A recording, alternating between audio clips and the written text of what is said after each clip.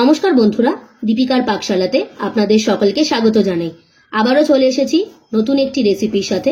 আজকে আপনাদের সাথে শেয়ার করব গণেশ চতুর্থী স্পেশাল সুজির মোদক। মোদক বানানোর জন্য আমরা কম বেশি সকলেই ছাঁচ ব্যবহার করে থাকি, কিন্তু আমি আজকে কোনো রকম ছাঁচ ছাড়াই কিভাবে হাতের সাহায্যে এই মোদক বানালাম সেই রেসিপিটি আপনাদের সাথে শেয়ার করব। আসুন দেখে নেওয়া যাক আমার আজকের এই রেসিপিটি। গণেশ চতুর্থী স্পেশাল সুজির মোদক বানানোর জন্য আমি এখানে নিয়েছি 200 গ্রাম সুজি। আজকে আমরা সুজি দিয়ে মোদক বানাচ্ছি, তবে আপনারা চাইলে সুজির পরিবর্তে চালের গুঁড়ি দিয়েও কিন্তু মোদক বানিয়ে নিতে পারবেন। মোদক বানানোর জন্য আমরা মোদকের ভিতরের ফিলিংটাকে তৈরি করে নেব। তার জন্য কড়াইয়ে দেব বেশ কিছুটা চিনি। যেহেতু আমরা গুড় ব্যবহার করছি না, তার জন্য প্রথমে আমরা চিনিটাকে একটু ক্যারামেলাইজড করে নেব। চিনি বেশ ক্যারামেলাইজড হয়ে গিয়েছে, এর থেকে কিন্তু আর বেশি লালচে ভাব করব না, তাহলে চিনিটা তেতো হয়ে যাবে। এবার এই চিনির উপরে দেব বেশ কিছুটা কুড়িয়ে নেওয়া নারকেল কোড়া। নারকেলের সাথে চিনিটাকে বেশ ভালো করে মিশিয়ে নেব। এই সময় কিন্তু গ্যাসের ফ্লেমটাকে লোতেই রাখতে হবে, নাহলে কিন্তু চিনিটা খুব সহজেই পুড়ে যাওয়ার সম্ভাবনা থাকবে। আমি আজকে চিনিটাকে ক্যারামেলাইজড করে এই ভিতরের ফিলিংসটাকে তৈরি করলাম, তবে আপনারা চাইলে গুঁড়ো ব্যবহার করতে পারেন।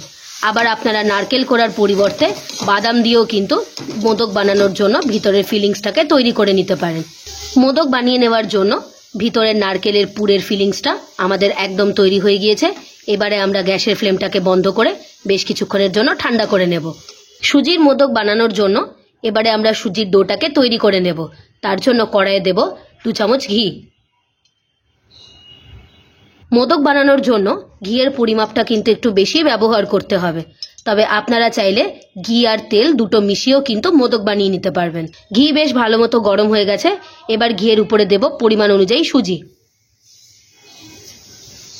ঘিয়ের সাথে সুজিটাকে বেশ ভালো করে মিশিয়ে নেব। ঘিয়ের সাথে কিন্তু সুজিটাকে খুব বেশি লাল করে ভাজার দরকার নেই, একটু হালকা ভেজে নিলেই হয়ে যাবে। ঘিয়ের সাথে সুজি বেশ হালকা করে ভেজে নিয়েছি।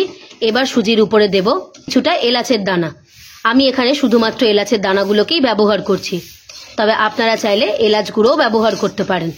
দেব পরিমাণ অনুযায়ী নারকেল কোড়া। এবার সুজির উপরে দেব বেশ কিছুটা গুঁড়ো করে নেওয়া চিনি। আমি এই চিনিটাকে ভালো করে শিলপাটায় গুঁড়ো করে নিয়েছি, তবে আপনারা চাইলে নর্মাল চিনিও ব্যবহার করতে পারেন। এবার এতে দেব রুম টেম্পারেচারে থাকা দুধ। ফ্রিজ থেকে বের করা ঠান্ডা দুধ কিন্তু কখনোই ব্যবহার করবেন না। আমি এই মোদক বানানোর জন্য পুরো 1.5 কাপ মতো দুধ ব্যবহার করেছি, তবে দুধের পরিমাপটা কিন্তু অবশ্যই সুজির মাপ অনুযায়ী ব্যবহার করতে হবে। এবার সুজিটাকে অনবরত লো টু মিডিয়াম ফ্লেমে নাড়াতে থাকবো। দুধের সাথে কন্টিনিউয়াসলি নাড়াতে নাড়াতে দেখলেই বুঝতে পাচ্ছেন সুজিটা কিন্তু একদম শুকিয়ে এসছে এবং কড়াইয়ের তলা থেকেও খুব সুন্দরভাবে উঠে আসছে। মোদক বানানোর জন্য সুজির ডোটাকে ঠিক এইভাবেই রেডি করে নিতে হবে। এবারে আমরা গ্যাসের ফ্লেমটাকে বন্ধ করে সুজিটাকে বেশ কিছুক্ষণের জন্য ঠান্ডা করে নেব। সুজিটাকে বেশ ভালো করে ঠান্ডা করে নিয়েছি। এবারে আমরা সুজিটাকে একটা থালার মধ্যে ঢেলে নিলাম। এবার হাতের সাহায্যে সুজিটাকে একটু ভালো করে মেখে নেব। গরম অবস্থায় কিন্তু সুজিটাকে মাখলে হবে না, একটু ঠান্ডা করে নিয়েই কিন্তু সুজিটাকে মেখে নিতে হবে। মোদক বানিয়ে নেওয়ার জন্য সুজিটাকে কিন্তু একটু ভালো করে মশকিয়ে নিতে হবে। সুজিটা যত ভালো করে মশকানো হবে মোদকটাও কিন্তু ততটাই সুন্দর হবে, গাটা একদমই ফেটে যাবে না। মোদক বানানোর জন্য সুজির ডোটাকে বেশ সুন্দর করে মশকিয়ে রেডি করে নিয়েছি। এবারে আমরা এই ডো থেকে ছোট ছোট করে লেচির আকারে গোল করে নেব। সমস্ত সুজির ডো থেকে লেচির আকারে বেশ ছোট ছোট করে গোল করে কেটে নিয়েছি। এবারে আমরা হাতের সাহায্যে লেচিগুলোকে প্রথমে একটু গোল করে নেব। এবার ভেতরে পুর ভরে নেওয়ার জন্য হাতের সাহায্যে সুজিটাকে একটু চ্যাপ্টা করে নেব। এবার ভেতরে নারকেলের ফিলিংটা ভরে দেব এবং খুব আলতো হাতেই সুজির মুখটাকে বন্ধ করে দেব।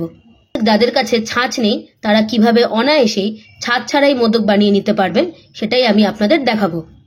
ভেতরে পুরটাকে ভরে নেওয়ার পরে উপরের মুখটাকে একটুখানি গোল করে দেব। মোদক বানানোর জন্য একটু শেপ দিয়ে নেব। এবার একটা চামচের সাহায্যে সুজির গায়ে একটু একটু করে দাগ কেটে দেব। আপনারা যারা ভাবছেন যে আপনাদের কাছে মোদক বানানোর ছাঁচ নেই, তারা কিন্তু অনায়াসেই এইভাবে বাড়িতে মোদক বানিয়ে নিতে পারবেন। এবার একটা একটা করে সুজির গায়ে একটু একটু লম্বা লম্বা করে দাগ কেটে দেব। দেখলেই বুঝতে পাচ্ছেন মোদকটা কিন্তু একদম সুন্দরভাবেই তৈরি হয়েছে। আমরা ছাঁচ দিয়ে যেরকম মোদক বানাই ঠিক সেভাবেই কিন্তু আপনারা কোনো রকম ছাঁচ ছাড়াই হাতে চামচের সাহায্যে এই মোদক বানিয়ে নিতে পারবেন। তো এইভাবেই আমরা বাকি মোদকগুলোকেও তৈরি করে নেব। সমস্ত সুজির মোদক আমাদের বেশ সুন্দরভাবে তৈরি হয়ে গিয়েছে। আমি সুজির মোদকটাকে আরেকটু কালারফুল বানানোর জন্য উপর থেকে বেশ কিছুটা কেশর ভেজানো জল দিয়েছি। কোনো রকম ফুড কালার কিন্তু আমি এখানে ব্যবহার করিনি। কোনো রকম ছাঁচ ছাড়াই হাতের সাহায্যে তৈরি করা গণেশ চতুর্থী স্পেশাল সুজির মোদক আমাদের একদম তৈরি হয়ে গিয়েছে। রেসিপিটি যদি আপনাদের ভালো লেগে থাকে অবশ্যই একটা লাইক করে দেবেন আর আমাকে কমেন্ট করে জানাবেন আমার বানানো সুজির মোদকের রেসিপিটি আপনাদের কেমন লাগলো। রেসিপিটি যদি আপনাদের ভালো লেগে থাকে আপনারাও বাড়িতে এইভাবে একবার বানিয়ে দেখবেন। আপনারা যদি আমার চ্যানেলে নতুন হয়ে থাকেন চ্যানেলটিকে প্লিজ সাবস্ক্রাইব করে দেবার অনুরোধ রইল। আর সাবস্ক্রাইব করে দেবার পরে পাশে থাকা বেল নোটিফিকেশনটি অবশ্যই প্রেস করে দেবেন আমার চ্যানেলে নিত্য নতুন রেসিপির আপডেট পাওয়ার জন্য। ভালো থাকবেন, সুস্থ থাকবেন, দেখা হবে আবারও একটি নতুন রেসিপির সাথে। ধন্যবাদ।